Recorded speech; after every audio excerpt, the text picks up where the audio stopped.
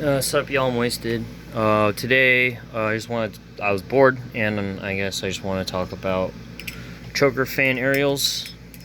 It's something I've been working on lately. I've been working on them for years, but lately I just kind of been getting more consistent in catching them.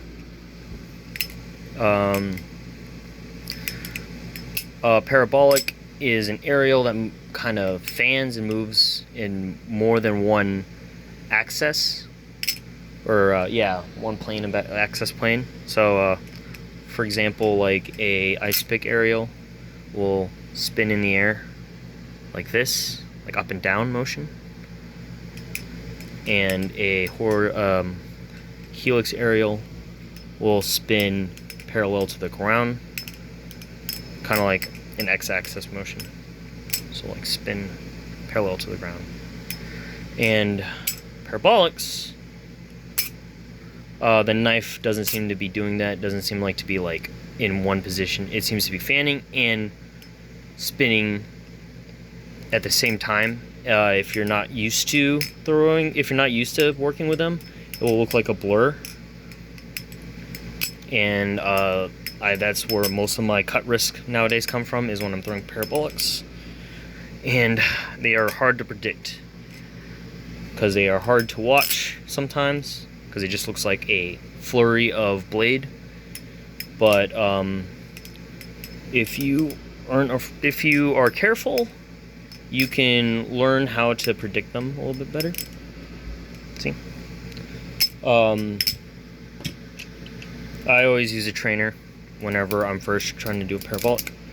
For the choker fan parabolic, I'm going to go into choker fan.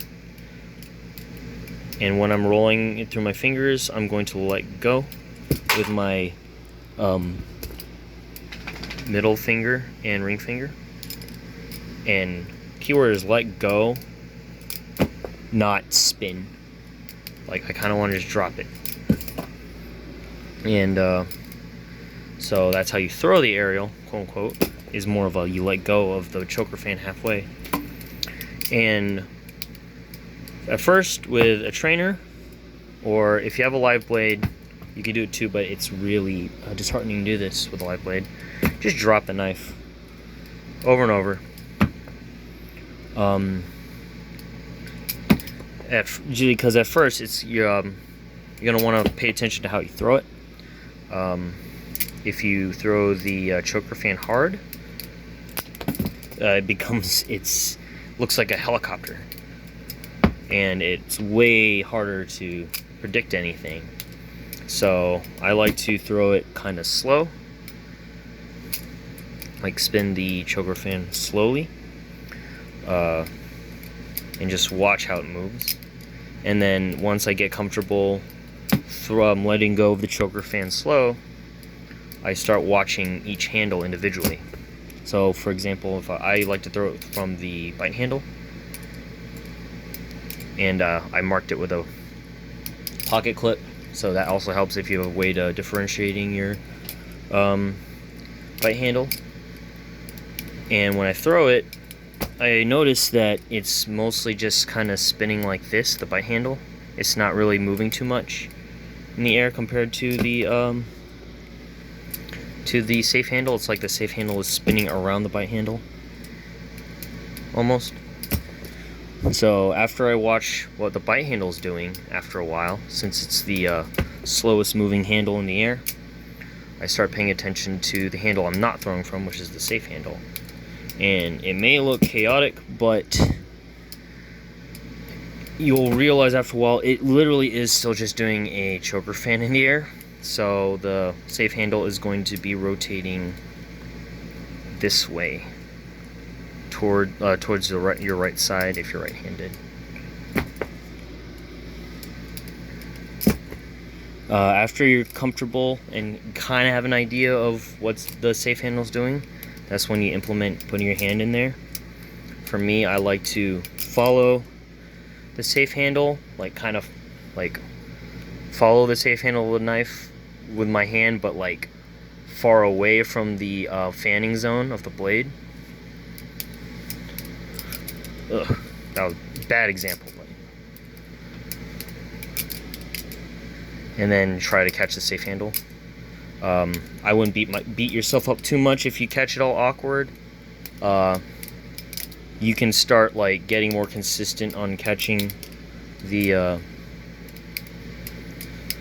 right handle or the right position the more you do it. But for now, since I'm kind of starting to get an understanding of it, I'm just gonna try to catch it without touching the edge and be happy with that.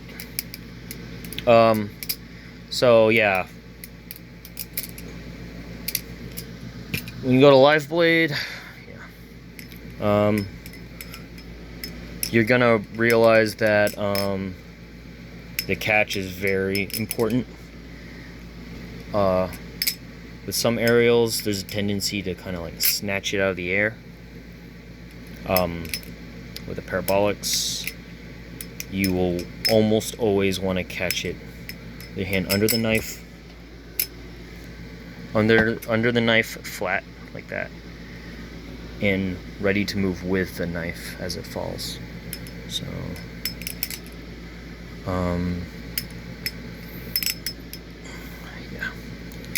because there'll be times when you're catching the edge, and if your hand's flat and kind of sensitive and flexible, you can move with the knife to soften the blow of the edge, so it won't cut you.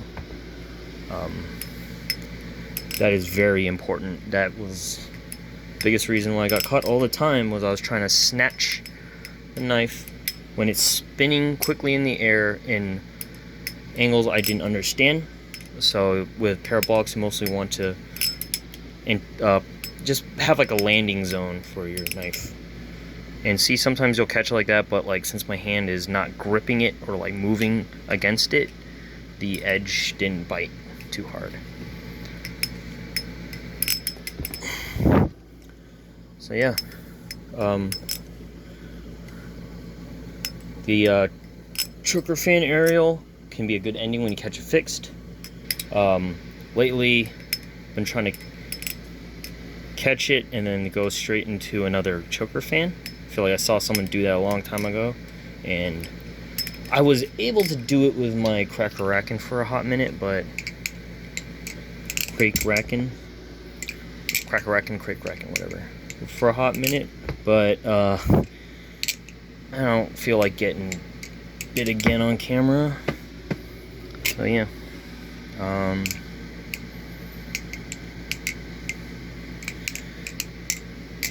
I know that like it would be it'd make more sense to make this tutorial on slow-mo. Let me know if you guys want to see some edited balisong stuff, or if this kind of casual talk is just fine with you. When you're practicing the parabolics, don't get discouraged.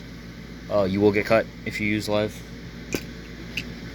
and it will hurt and it will suck, and you'll probably want to like put your balisong away for a little bit or work on non-aerials, non-parabolics for a while, and that's okay. Take your time. This isn't parabolics aren't something I would even advise someone to just hammer in for a week, because of the very sensitive and unpredictable nature of it. But it is a good feeling when you catch them, and they are very flashy. Honestly, sometimes when you're showing it to somebody who doesn't even like watch balisong videos, it's hard for them to even process what's going on when they're spinning in the air. But it is very fun. Alright, thanks for watching, guys. Y'all stay sharp, okay?